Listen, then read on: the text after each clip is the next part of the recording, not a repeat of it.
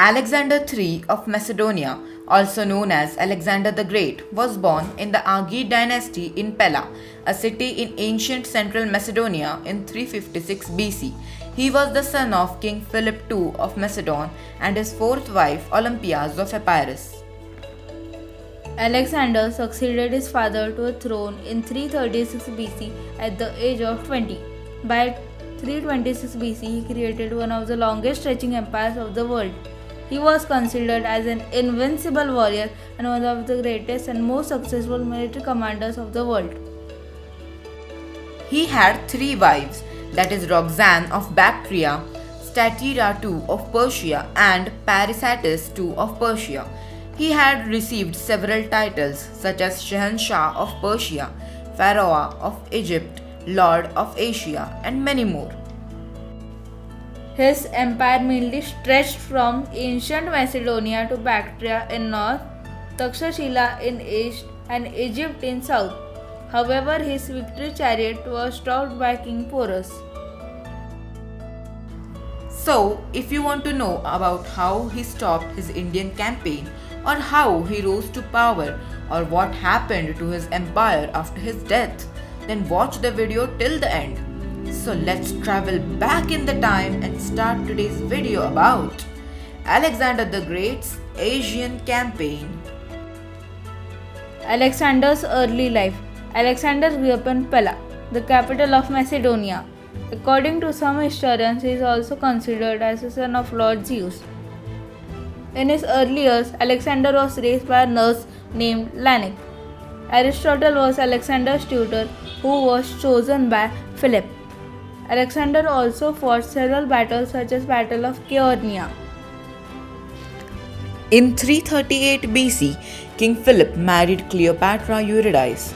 During the wedding, Cleopatra's uncle prayed publicly to the god for an legitimate heir from Philip and Cleopatra. This made Alexander insecure for his future throne succession. As per historians, he entered into a fight with Philip and is said to have fled from Macedonia to Epirus. Alexander had Hephaestion as his best friend.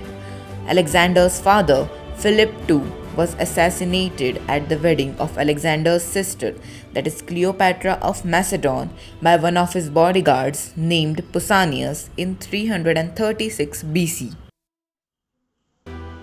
Hereafter, Alexander ascended the throne of Macedonia at the age of 20.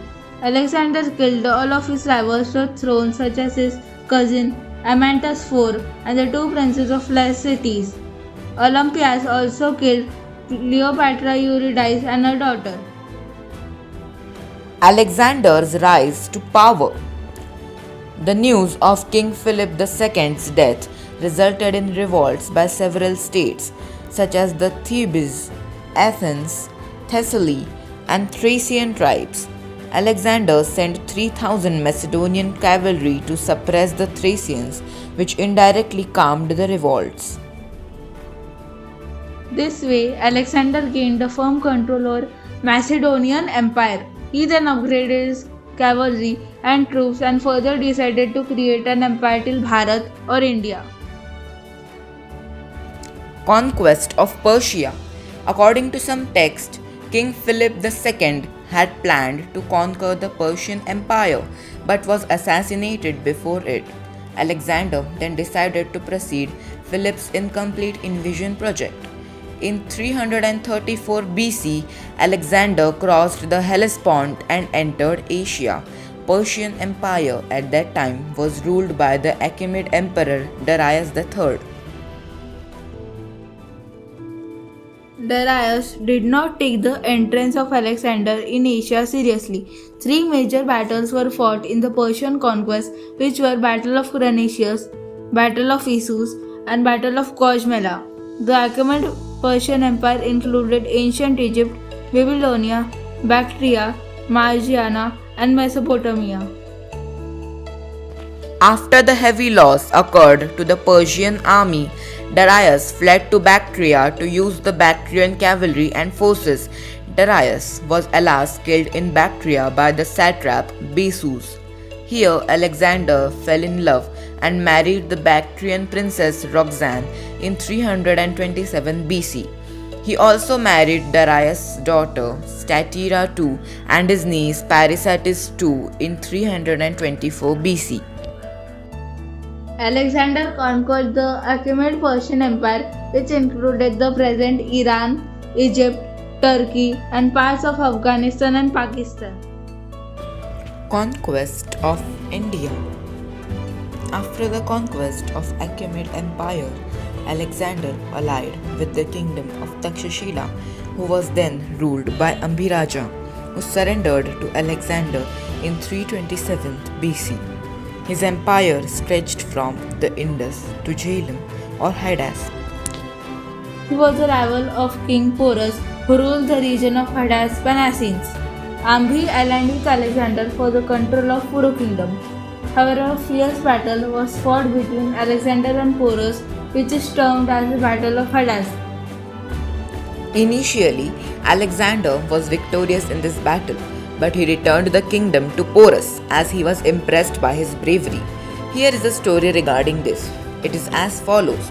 After conquering the Puru kingdom, Alexander asks Porus, "Now I have conquered your kingdom. What do you think? How should I treat you?" Porus replies bravely, "The same way a king treats another king."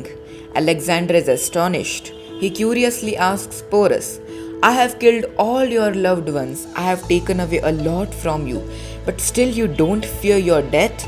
Porus then replies, "As you say, you have killed all my loved ones. You have taken all from me. I have nothing to lose.